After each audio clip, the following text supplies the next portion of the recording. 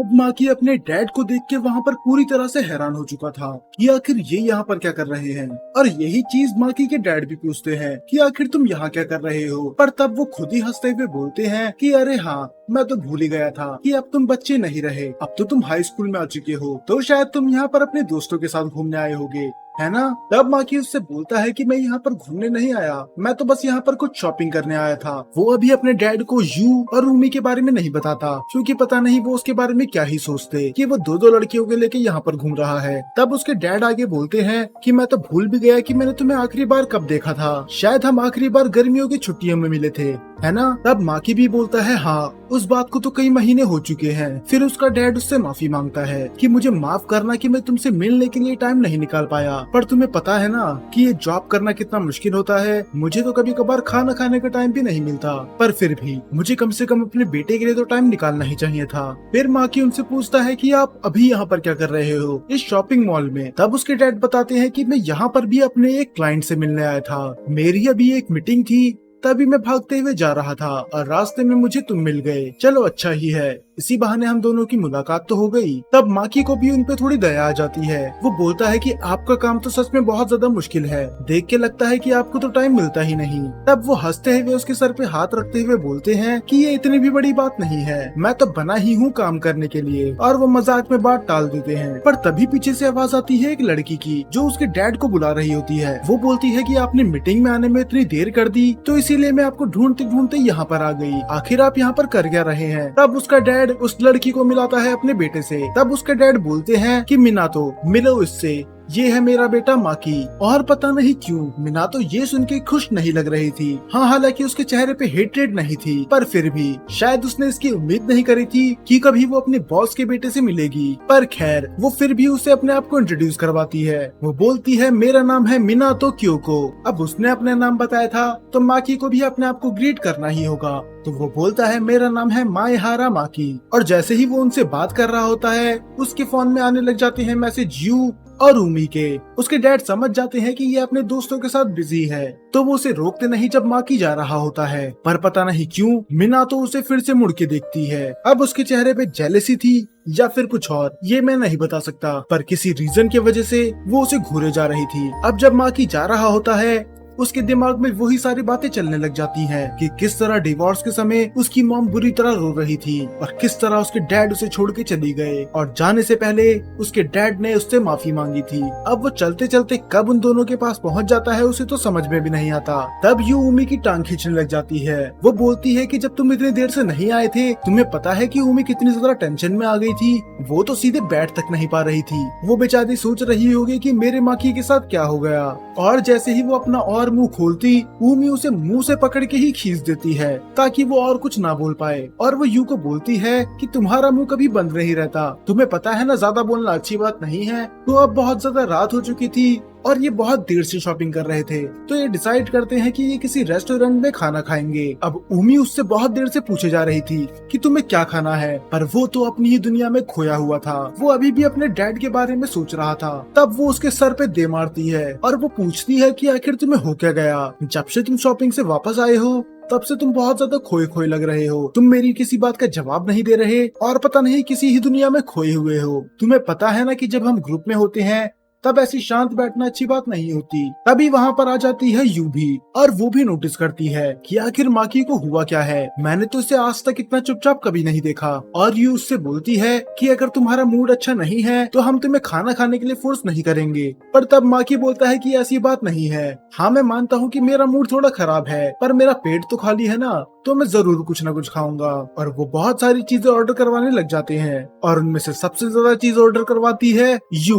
उसने तो 3 लोगों का खाना अकेले ही ऑर्डर करवा लिया था। और बस इतना ही नहीं, वो तो पहले से ही आइसक्रीम खाने लगी थी, जो कि लोग खाना खाने के बाद खाते हैं। तब उमी उसे थोड़ा डांटती है कि तुम ऐसे बच्चों वाली हरकतें करना बंद करो, एक तो तुमने इतना सारा खाना ऑर्डर करवा लिया और ऊपर से तो तुम आइसक्रीम पहले से खा रही हो, तो क्या तुम बाकी सब चीजें खा पाओगी। तब यू बोलती है कि तुम मुझे बच्चा तो बोलना बंद ही कर दो, तो असली बच्ची तो तुम हो, क्योंकि तुमने अपनी कोल्ड ड्रिंक में ऑरेंज जूस और कोला दोनों मिला दिया। और मुझे अब समझ में आया कि इसकी कोल्ड ड्रिंक का कलर इतना अलग क्यों था। और बेचारी उमी का मुंह तर जाता है और यू फिर आगे बोलती है, और वैसे भी मैं सारा खाना खा ही लूंगी, क्योंकि आइसक्रीम के लिए तो अलग ही पेट होता है, तो इस आइसक्रीम से मेरा पेट नहीं भरने वाला। तब उमी बोलता है कि अब तुम दोनों लड़ना बंद कर सकती हो, हम तो यहाँ पर एंजॉय करने आए हैं। तब उमी थोड़ा ऑफेंड होते हुए बोलती है कि मैं छोटी बच्ची नहीं हूँ, मैं तो बस एक्सपेरिमेंट करके देख रही थी कि अगर हम 2 कोल्ड ड्रिंक्स को मिलाएंगे तो कितना अच्छा टेस्ट आएगा। और वो अपनी कोल्ड ड्रिंक पीने लग जाती है और वो बोलती है कि देखो मैं सही थी कि इसका टेस्ट कितना ज्यादा अच्छा है, क्या तुम ट्राई करना चाहोगी? और अब तो यू भी बहुत ज्यादा क्यूरियस हो जाती है, क्या सच में इसका टेस्ट इतना अच्छा है? तो मैं भी जरूर ट्राई करूंगी। और जैसे ही वो एक सिप लेती है उसका तो पूरा मुंह ही खराब हो जाता है और उमी उस पर हंसने लग जाती है, क्योंकि उसने उसका बेवकूफ बना दिया। और यूं नाराज होते हुए बोलती है कि अब से ऐसा मजाक मेरे साथ मत करना, मैंने इससे घटिया चीज आज तक नहीं पी। और माकी हंसने लग जाता है। हाँ, इससे पहले वो थोड़ा टेंशन में तो था, पर अपने दोस्तों के साथ टाइम बिताने के बाद उसका मन अब हल्का हो चुका है, फिलहाल के लिए तो अब इनने सब शॉपिंग कर ली थी। तो शॉपिंग में उमी ने खरीदे थे माकी के लिए कपड़े, क्योंकि अगले दिन ये दोनों डेट पे जा सके। तो अगले दिन की सुबह माकी तैयार होने लग जाता है, क्योंकि आज उसकी पहली डेट थी और वो बहुत ज्यादा नर्वस था। उससे इंतजार नहीं हो रहा था कि वो उमी से कब मिलेगा। इन दोनों ने बात करी थी कि ये दोनों सिनेमा हॉल के बाहर मिलेंगे, पर वो तो उसके घर के बाहर आ जाती है। अब उमी उसके घर के बाहर आ जाती है और माकी तो उससे अपनी नजर हटा ही नहीं पा रहा होता, क्योंकि आज उसने बहुत ज्यादा डिफरेंट कपड़े पहने थे। और पहने भी क्यों ना, क्योंकि आज वो तैयार हुई है अपनी डेट के लिए। अब माकी बहुत देर तक उसे घूरे जा रहा था, तो उमी खुद ही बोलती है कि अब तुम मुझे घूरते ही रहोगे या फिर अंदर भी बुलाओगे, क्योंकि बाहर बहुत ज्यादा ठंड हो रही है। अब वो फिर से उसे घूरे जा रहा था। तब उमी बोलती है कि आखिर तुम मुझे इतना क्यों घूर रहे हो? तब वो थोड़ा घबराते हुए बोलता है कि मेरा गलत मतलब नहीं था, मैं तो बस ये सोच रहा हूँ कि बाहर इतनी ज्यादा सर्दी है तो तुमने ये स्कर्ट क्यों पहनी है, क्या तुम्हें ठंड नहीं लग रही? तब वो बोलती है, हाँ मुझे लग तो रही है, पर आज मेरी डेट थी तो मुझे कुछ स्पेशल पहनना था और मुझसे इंतजार नहीं हो रहा था कि मैं कब तुम्हें अपनी ड्रेस दिखाऊं, तो मैं तुम्हारे घर पे ही आ गई। तो बताओ कि मैं कैसी लग रही हूँ? तब माँ की थोड़ा शर्माते हुए बता देता है कि वो बहुत ज्यादा सुंदर लग रही है, और ये सुन के वो खुश होती है। तो अब ये दोनों चले जाते हैं डेट के लिए, और अब ये फाइनली कपल है तो ये हाथ पकड़ के चलते हैं। हालांकि माँ की बहाना तो ये देता है कि बहुत ज्यादा सर्दी हो रही है तो इसीलिए मैंने तुम्हारा हाथ पकड़ा है। पर उमी उसे टीज करते हुए बोलती है कि अगर तुम्हें सर्दी लग रही है तो तुम्हारे हाथ पे इतने ज्यादा पसीने क्यों आ रहे हैं? तुम सच ही नहीं बताते कि तुम बहुत ज्यादा नर्वस हो। अब ये सुन के वो उसका हाथ छोड़ने ही वाला था, पर उमी ऐसा करने नहीं देती और ये दोनों हाथ पकड़ के ही चलते हैं। और वो अपने आप को शीशे में देखते हुए सोचता है कि ये दोनों टिपिकल स्कूल कपल लग रहे हैं, और ऐसा तो उसने कभी नहीं सोचा था कि इसकी भी कभी कोई गर्लफ्रेंड होगी, खासकर उमी जितनी सुंदर लड़की तो बिल्कुल नहीं। तो अब ये मूवी देखने चले जाते हैं और उमी ने बुक करी होती है एक कपल सीट, और जैसे ही वो दोनों बैठते हैं उमी तो उससे पूरा चिपक जाती है। और माँ की बोलता है कि अभी तो मूवी स्टार्ट भी नहीं हुई है, तुम मुझसे इस तरह क्यों चिपकी हुई हो? तब उमी बोलती है, तो कपल सीट बुक करने का फायदा ही क्या हुआ? अगर तुम्हें नहीं पता तो कपल्स ऐसे ही चिपक के मूवी देखते हैं। जरा अपने आसपास देखो कि बाकी कपल्स भी किस तरह बैठे हुए हैं। कहीं तुम्हारा कहने का मतलब ये तो नहीं कि तुम्हें मेरे साथ कडल नहीं करना? पर माँ की बोलता है कि मेरा कहने का मतलब वो नहीं था, दरअसल इसकी मुझे आदत नहीं है। और फिर मूवी स्टार्ट हो जाती है और उमी बोलती है कि क्या होगा अगर किसी क्लास के बच्चे ने हमें साथ में देख लिया, क्योंकि पूरे स्कूल में बस यू के अलावा ये बात और किसी को नहीं पता। और बाद में ये मूवी खत्म हो जाती है, पर हम देखते हैं कि बाहर आके तो उमी अंगड़ाई ले रही थी। इसका मतलब ये मूवी देखते समय पक्का सो गई थी। और वो बोलती है कि मुझे बड़ी अच्छी नींद आई, क्योंकि इससे घटिया मूवी तो मैंने आज तक नहीं देखी। तब माँ की बोलता है, तुम तो मूवी शुरू होने के 30 मिनट बाद ही सो गई थी। अगर तुम्हें ये मूवी पसंद नहीं थी तो आखिरकार तुमने इसकी टिकट बुक क्यों करवाई? तब वो बोलती है, क्योंकि मैं एक बहुत बड़ी बेवकूफ थी, मुझे लगा हम दोनों डेट पे आए हैं तो हमें एक रोमांटिक मूवी देखनी चाहिए। I mean, couples romantic movies तो देखते हैं ना, पर मुझे क्या पता था कि इस टाइप्स की मूवी इतनी बेकार होती है। इससे अच्छा तो हमें याली मूवी देखनी चाहिए थी, डेड एंड शार्क, जिसमें शार्क है, क्रोकोडाइल है, ऑक्टोपस है और यहाँ तक कि एक साइबॉग भी है। अगर हम ये मूवी देखते तो मजा ही आ जाता।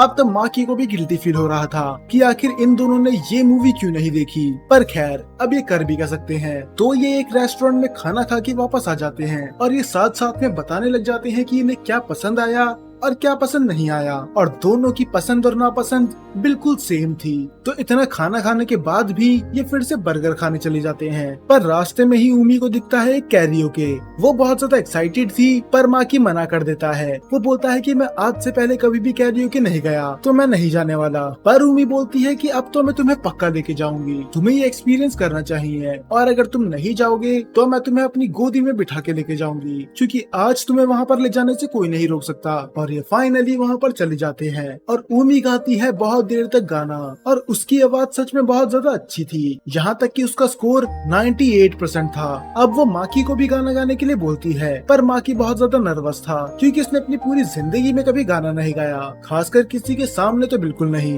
पर उमी बोलती है कि अगर तुम नर्वस हो तो मैं तुम्हारे साथ गाना गा सकती हूँ, और इससे उसे थोड़ी मोटिवेशन मिलती है, और ये दोनों साथ में गाना गाते हैं, और इसमें माकी को भी बहुत ज्यादा मजा आता है।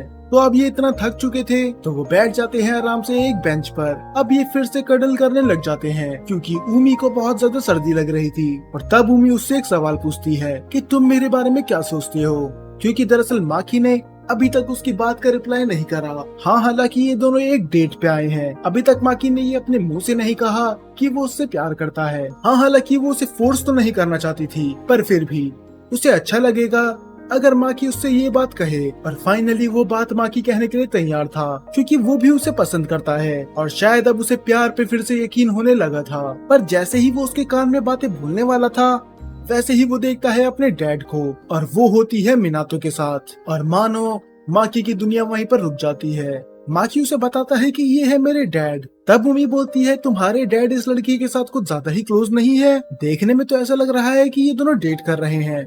और तब माकी वहाँ से जाने लग जाता है। वो बोलता है कि मैं नहीं चाहता कि ये दोनों हमें देख लें, पर इससे पहले वो जा पाता, उमी उसे गले लगा लेती है, और वो बोलती है हिलना मत, वो दोनों यहीं पर आ रहे हैं। उसने माकी का मुंह पूरी तरह से छुपा रखा था, ताकि वो दोनों उसे पहचान ना पाए, और होता भी ऐसा ही है। माकी और मिनातो उसे नहीं देख पाते। अब अपने डैड को किसी और लड़की के साथ देख के माकी को थोड़ा बुरा लगता है, पर हालांकि उसमें उसके डैड की भी कोई गलती नहीं थी, क्योंकि उनका तो डिवोर्स हो चुका है ना, तो वो किसी के साथ भी घूमे। अब माकी का मूड खराब फिर से हो चुका था, तो ये दोनों घर चले जाते हैं, और वो फिर से अपनी मॉम को देखता है स्मोकिंग करते हुए। उसकी मॉम फिर से माफी मांगती है, पर वो नाराज नहीं था। वो अपनी मॉम की हालत समझ सकता था कि वो आजकल कितना ज्यादा परेशान रहती है। तो उसकी मॉम उसकी डेट के बारे में पूछने लग जाती है कि तुम्हारी डेट कैसी गई और नेक्स्ट डेट तुम्हारी कब है। पर तब उसकी मॉम पूछती है कि तुम नेक्स्ट फ्राइडे को क्या कर रहे हो। तब माकी बताता है कि नेक्स्ट फ्राइडे से तो हमारे एग्जाम शुरू होने वाले हैं। फिर उसकी मॉम बोलती है कि मेरे पास तुम्हारे डैड का मैसेज आया था, वो तुमसे मिलना चाहते थे अगले फ्राइडे को। तो फिर अब हमें फिर से दिखाया जाता है एक फ्लैशबैक, जब इनके मॉम और डैड का डिवोर्स हुआ था। तो डिवोर्स होने के बाद शर्त ये हुई थी कि माकी रहेगा तो अपनी मॉम के साथ, पर वो महीने में एक बार मिलेगा अपने डैड से। और ऐसा नहीं है कि वो अपने डैड से नफरत करता था, क्योंकि जब भी वो अपने डैड से एक महीने में एक बार मिलता था, उसके डैड उसे एक बहुत ही फैंसी रेस्टोरेंट लेके जाते थे, और उसे जो खाना होता था उसे वो खिलाते थे। उनने हमेशा अपने डैड होने का फर्ज निभाया, और इसीलिए वो भी उन्हें पसंद करता था। तब उसकी मॉम बोलती है कि यूजुअली डेट हम डिसाइड करते हैं, पर इस बार वो तुमसे मिलना चाहते हैं, वो भी फ्राइडे को, वो भी जब तुम्हारे एग्जाम नजदीक आ चुके हैं। तब माकी बोलता है कि उन्हें हक है, वो मुझसे जब चाहे तब मिल सकते हैं, और आखिर मिले भी क्यों ना, उन्हीं के वजह से हम इतनी अच्छी लाइफ जी रहे हैं, क्योंकि वो हमें हर महीने फाइनेंशियली सपोर्ट करते हैं, और उन्हीं की वजह से हम इतनी अच्छी लाइफ जी रहे हैं। और मेरे हिसाब से ये बात माकी को नहीं बोलनी चाहिए थी, क्योंकि वो शायद नहीं देख रहा कि उसकी मॉम उसके लिए कितनी ज्यादा मेहनत करती है। और ये सुन के उसकी मॉम थोड़ी देर के लिए तो शांत भी हो जाती है, और तभी फिर से वो सोचने लग जाता है अपने डैड के बारे में कि आखिर वो मिनातो है कौन। क्या डैड उससे अपने डिवोर्स के बाद मिले थे, या फिर उनका रिलेशनशिप डिवोर्स से पहले से ही था? क्या मेरे डैड मेरी मॉम पे चीट कर रहे थे? तब माकी उनसे एक सवाल पूछता है, क्या आप डैड से अभी भी प्यार करती हैं? और उसकी मॉम बोलती है कि ये बहुत ज्यादा कॉम्प्लिकेटेड सवाल है, क्योंकि तुम्हारे डैड मेरा फर्स्ट लव थे, और हमने लाइफ के 15 साल साथ में बिताए हैं, पर डिवोर्स के बाद मैं तो उनकी शक्ल देखना भी पसंद नहीं करूंगी। पर फिर भी शायद मेरे दिल का एक कोना ऐसा है जो अभी भी उन्हें पसंद करता है, और मैं इस चीज को बदल नहीं सकती। यहाँ तक कि जो फैमिली फोटो हमने खींची थी वो अभी तक मेरे पास है, मैं उन्हें फेंक नहीं पा रही। तब वो हैरान हो जाता है, क्या आपने अभी भी डैड की फोटो संभाल के रखी है? तब वो उसे पूरी एल्बम दिखाती है उनकी फैमिली फोटो की, जिसमें माँ की बहुत ज्यादा छोटा था, और उसकी मॉम तो बताती भी है कि ये कैमरे से कितना डरता था, वो हर बार उसके पीछे छुप जाता था। जब भी फोटो खींचने की बात आती थी। और उसमें उसकी पहली मिडिल स्कूल की भी फोटो थी और इसमें उनकी पूरी फैमिली साथ में थी। तो उसकी मॉम की हिम्मत ही नहीं होती ये एल्बम फेंकने की। तो शायद उसके डैड अभी उसे पसंद ना करें, पर उसकी मॉम शायद अभी भी उन्हें पसंद करती है। तो माकी बहुत देर तक सोचता है क्या वो अपनी मॉम को उस लड़की के बारे में बताए कि डैड किसी और लड़की को डेट कर रहे हैं। मॉम पे क्या बीतेगी। वैसे भी वो डिवोर्स के बाद से बहुत मुश्किल से मूव ऑन कर पाई हैं। अगर मैंने उन्हें बता दिया कि वो किसी और लड़की को डेट कर रहे हैं तो शायद वो ये हैंडल नहीं कर पाएंगी। तो शायद अच्छा ही रहेगा अगर मैं ये बात मॉम को ना बताऊं और मैं खुद भी ये बात भूल जाऊं। और इसी के साथ ये एपिसोड यहाँ पर खत्म हो जाता है। अगर आपको एपिसोड पसंद आया तो इस वीडियो को लाइक करना मत भूलना और इसका अगला एपिसोड आपको अगले हफ्ते देखने के लिए मिल जाएगा।